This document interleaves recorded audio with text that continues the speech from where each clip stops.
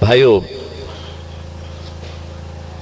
آپ جس شعبے سے تعلق رکھتے ہیں یہ بہت بڑا تاجر ہے، یا ایمان کا یا کفر کا، یا سچ کا یا جھوٹ کا، یا حیا کا یا بے حیائی کا، یا فحاشی یا آوارگی کا، یا خودداری اور غیرت اور حیا اور ایمان کا۔ آپ لوگ میڈیاکر نہیں ہو، لو پروفائل نہیں، ہائی پروفائل، بہت بڑی جنت، بہت بڑی دوزخ، کہ آپ ذہن ساز لوگ ہو، ذہن ساز۔ خالی ذہن بچہ بیٹھا ٹی وی دیکھ رہا ہے، ایک ننگی لڑکی ناچتے ہوئی سکرین پہ آ جاتی ہے، اس کے ذہن میں ایک خاکہ جو بنا ہے سکرین نے، اس کے پیچھے اس کا کردار بلٹ اپ ہوگا۔ ایک کتاب پڑھتا ہے، اقبال کا بھی قلم چلا، غالب میر تقی میر درد کے بھی قلم چلے، وہ عشق و معشوقی سے آگے اٹھ نہ سکے، اور اقبال کے قلم قوموں کی تقدیر بدلنے والا کلام کرتاس پہ چھوڑ کے گئے۔ انڈونیشیا میں گیا 96 میں، تو جنرل حبیبی اس وقت وہاں صدر تھے، کچھ عرصہ رہے تھے، وہ الیکشن کروانے کے لیے وہ صدر بنے تھے۔ تو ان سے ہماری جماعت ملی، جناب میر حمزہ مرحوم رحمۃ اللہ علیہ تھے۔ وہ کہنے لگا کہ ہم نے انڈونیشیا میں جو تحریک آزادی اٹھائی، آپ کے شاعر کی ساری پوئٹری کو اپنی زبان میں ٹرانسلیٹ کر کے اٹھائی، اقبال کی شاعری کو۔ ہمارے کالج کے بچوں کو تو یہ بھی نہیں پتا اقبال ہے کون، نہ پڑھانے والوں کو نہیں پتا تو پڑھنے والوں کو کون سے پتا ہوگا۔ انہوں نے کہا آپ کے اقبال کی شاعری اور آپ کے لیڈر محمد علی جناح کی تقریریں، کہ ان دونوں کا ہم نے ٹرانسلیٹ کروایا انڈونیشین میں، تو قلم بھی ذہن سازی کرتا ہے۔ آپ لوگ اصحاب قلم ہیں، میڈیا قلم ہے۔ سب سے پہلے اللہ نے قلم کو پیدا فرمایا اور قلم کی قسم اٹھائی، نون والقلم وما یسطرون، اول ما خلق اللہ القلم۔ اللہ نے سب سے پہلے قلم کو پیدا فرمایا اور اس پر اپنے علم کا فیضان فرمایا، اور پہلی وحی قلم کو لے کر آئی، اقرأ وربک الاکرم الذی علم بالقلم علم الانسان ما لم يعلم۔ پہلی وحی قلم کو لے کر آئی، پڑھنے کو لے کر آئی، اقرأ، میرے نبی پڑھیے۔ پہلا حکم ہی پڑھنے کا دیا، نحن امت، ہم ان پڑھ امت ہیں، ہمارے نبی نے فرمایا، اس مناسبت سے فرمایا پڑھیے، ساتھ قلم کو جوڑا۔ پہلی وحی ذہن سازی کی، اقرأ، ذہن سازی کا آلہ قلم، اس کی قسم نون والقلم وما یسطرون ما انت بنعمت ربک بمجنون وان لک لاجرا غیر ممنون وانک لعلی خلق عظیم۔ قلم میں جو طاقت ہے ایٹم بم میں وہ طاقت نہیں ہے۔ قلم عجب چیز ہے، اندھیرے سے اندھیرا پھیلتا ہے، روشنی سے روشنی پھیلتی۔ قلم کی سیاہی وہ سیاہی ہے جس سے روشنی پھیلتی، یہ واحد متضاد چیز ہے۔ اس کی سیاہی میں روشنی چھپی ہوئی ہے، اندھیروں سے اندھیرے پھیلتے ہیں لیکن قلم کی سیاہی سے روشنیاں پھیلتی۔ تیمور بہت ظالم بادشاہ گزرا ہے، بدماش تھا بادشاہ، کیا تھا، دنیا کے 4 بڑے فاتحین میں چوتھا نمبر ہے، چنگیز، محمود غزنوی، سکندر یونانی، تیمور چوتھے نمبر پر۔ بادشاہ سے زیادہ لٹیرا تھا لیکن علماء کا بڑا قدردان تھا۔ تو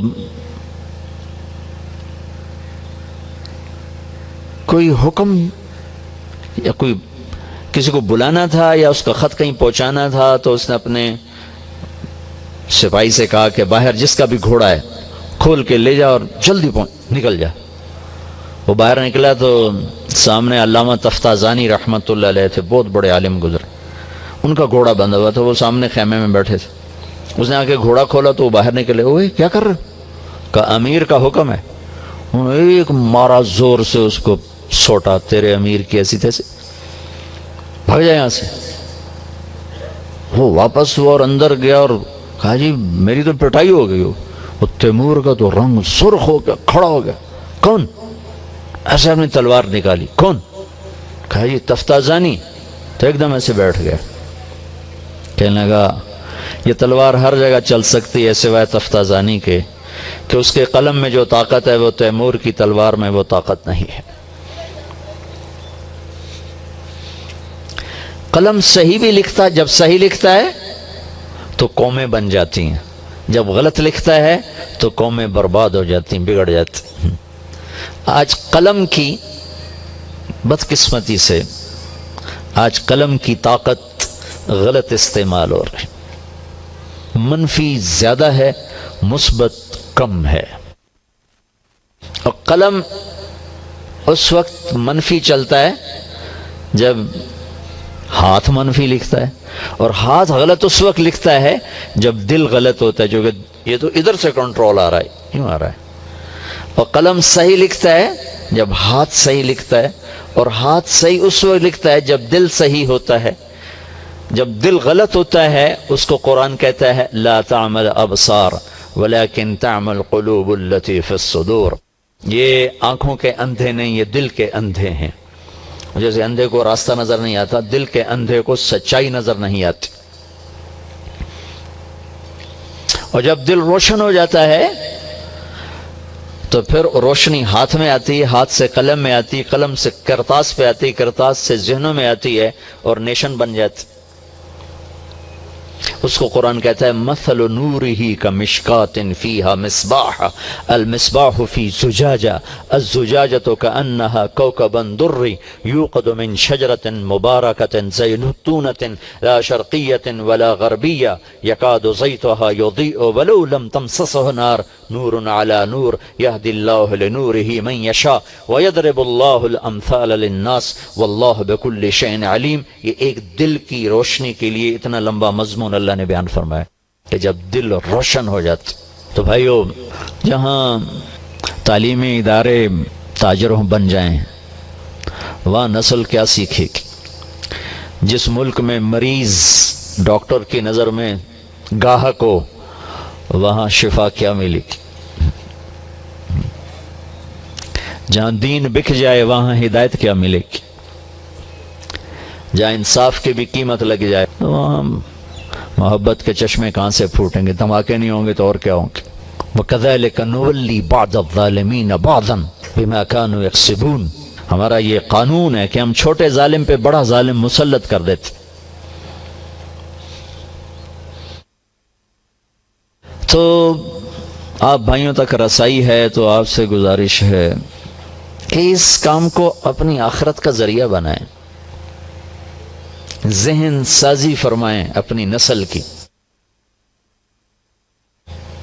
سچائی اپنا شعار بنائیں۔ جب یہ ریڈیو پاکستان بنا تو مفتی شفیع صاحب رحمۃ اللہ علیہ اس وقت درس قرآن دیتے تھے، تو ریڈیو پاکستان والوں نے کہا کہ ہمارے لیے کوئی سلوگن بنا کر دیں، تو انہوں نے یہ آیت ان کو دی تھی وَقُولُوا لِلنَّاسِ حُسْنًا، کہ لوگوں کے ساتھ خوبصورت بات کرو، اور بات کی خوبصورتی میں سچائی اس کو سب سے خوبصورت بناتی ہے، اور مثبت پازیٹیو اس کو خوبصورت بناتی ہے، اور اس میں نرمی اس کو خوبصورت بناتی ہے، اور مثبت ذہن سازی اس کو خوبصورت بناتی ہے۔